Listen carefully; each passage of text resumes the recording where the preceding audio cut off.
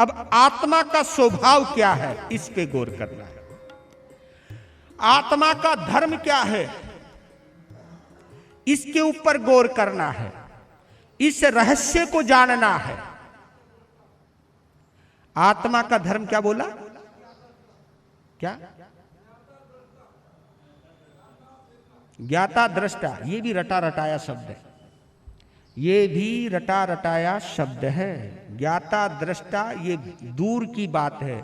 मैंने कहा आपको जवाब उसी में से ही देना है। भरना खाली करना शरीर का स्वभाव है, मन का स्वभाव है भरना ही भरना।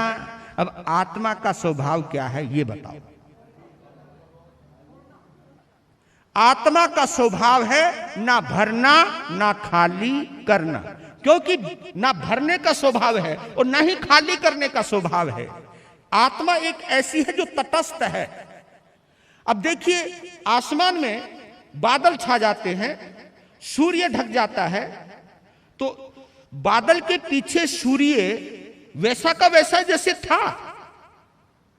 हम ये कहते हैं बादल के आने के बाद कि बादलों ने सूर्य के प्रकाश को ढक लिया है।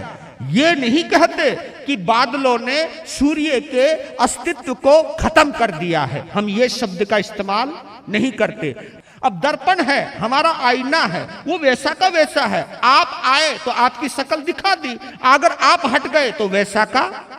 अब दर्पण कोई किसी को चिपका के कोई रखता है, चिपकते तो हम हैं। आत्मा अपने आप में स्वतंत्र है, पर लेकिन कर्मों के द्वारा वो प्रतंत्र बन गई है। तो इसकी प्रतंत्रता को तोड़ने के लिए क्या करें? तो इसका एक स्वभाव आया, ना भरना ना खाली करना। इसका मतलब आपने समझा? इसका मतलब मैं समझाता हूं।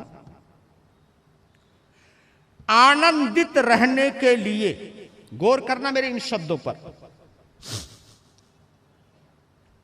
आनंदित रहने के लिए उसे पदार्थ की, परिवार की, वस्तु की, संबंध की, संयोग की कोई आवश्यकता नहीं है। एक होता है आनंद में रहना और एक होता है सुख में रहना। दोनों में अंतर है।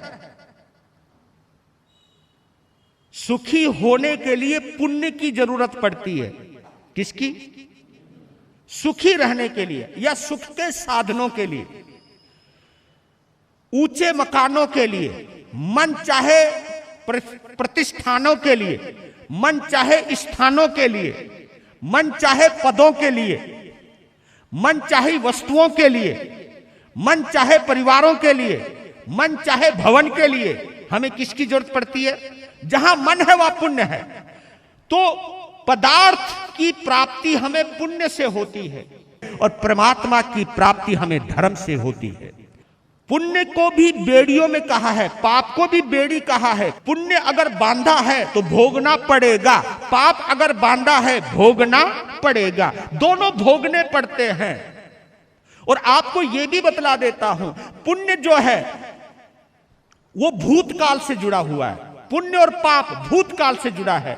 आज तुमने जो किया है, पुण्य किया या पाप किया, उसका तुम्हें तुरंत फल मिले इसकी कोई गारंटी नहीं है, बिल्कुल भी नहीं है। पुण्य हमेशा अतीत, पुण्य हमेशा भविष्य में जाता है, पुण्य हमेशा आगे जाता है। आज जो किया है इसका फल तुम्हें कल मिलेगा, कल मिलेगा। पुण्य का फल कल, वो कल कभी भी आएगा। पुण्य का फल कल मिलेगा, लेकिन धर्म का फल अभी इसी वक्त मिलेगा। इधर धर्म किया, इधर आनंद। तो पुण्य का फल सुख है जो कल पर टिका हुआ है, और कब मिलेगा वो पुण्य इसकी बारे में हम कुछ भी नहीं कह सकते। लेकिन धर्म का फल तुरंत मिलता है। रमणीक मुनि जी के जीवन उपयोगी अनमोल सूत्रों का प्रसारण रमणीक वाणी जरूर देखें।